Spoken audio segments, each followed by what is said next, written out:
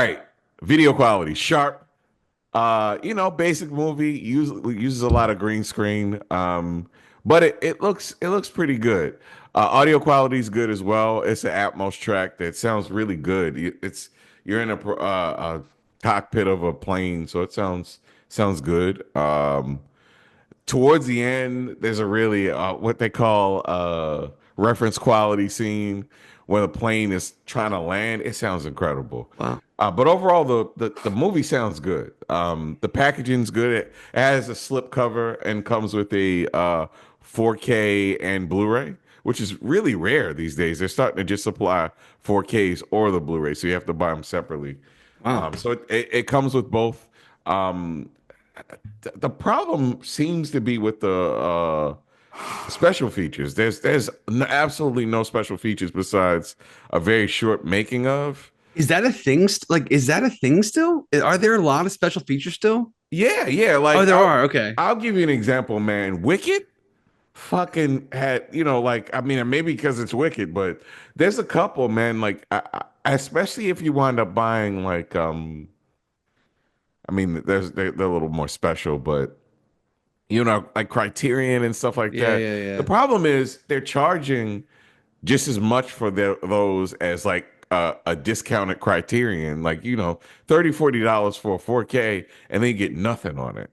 Right. So that's kind of a pain, man. I'd say that was a little bit of a missed opportunity. Because I was interested to know why Mark Wahlberg shaved his head for this movie. As was I. Yeah. I mean, It's just the movie itself it felt like a 90s throwback. Like it was like a fun movie that just I don't know, it's pretty well paced.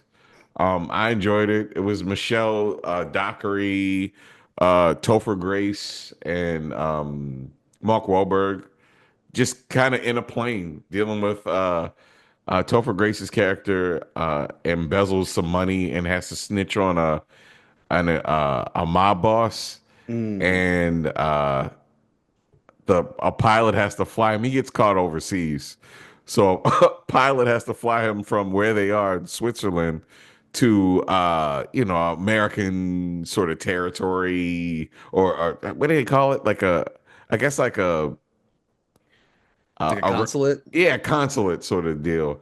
And when they get in the plane, they realize that the pilot actually isn't the person that's supposed to be on the plane. It's Mark Wahlberg who killed the person that was supposed to be on the pilot. But he's a pilot as well. But he's a pilot as well. He's doing this weird country It's a accent. very niche career choice that you're a pilot Yeah, and an assassin. an assassin. And you're not very good at Southern accents. And I it's don't very get it. obviously that he doesn't know what the fuck he's talking about. And then when he gets found out, he's like, I got a Boston accent. I don't know what the fuck you're talking about. I'm going to kill you all. It's really good in that way, the way that Mark Wahlberg kind of plays that up.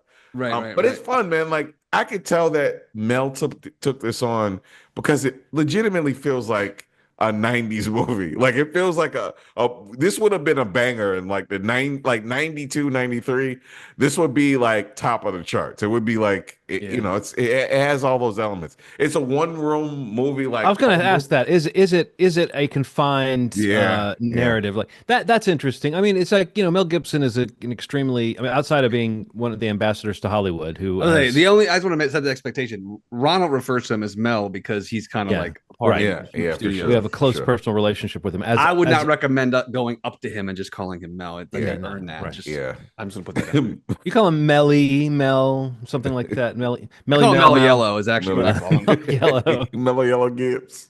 Because he is so mellow. He's Really, Yeah. he's totes mellow. one of the most chill dudes that can hang that you've ever met. No, but his movies always do have a certain kind of like there's something kind of bold or like all out about them. Like I Yeah, think yeah, that for like sure. Apocalypto was like a crazy violent action movie, Yeah. even though it was a Yeah. historical thing.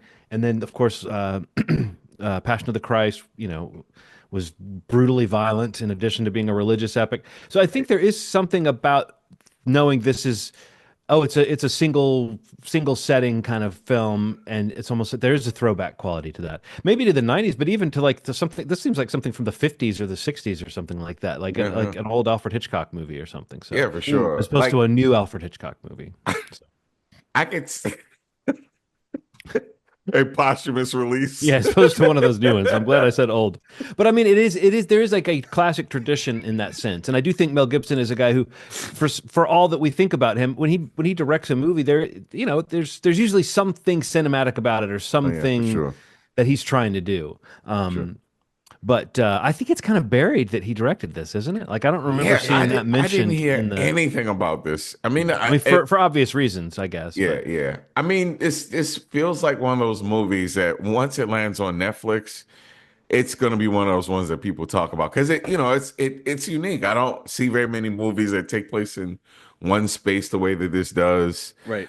You don't have to be a genius to know that things are gonna unfold the way that they do. It's a little Hmm. predictable, but it still packs a punch and it sounds really good, looks sharp enough. It's a kind of a paint by numbers movie that I would suggest if you're bored on a day that you just want to see something simple. You don't have to overwork your brain too much.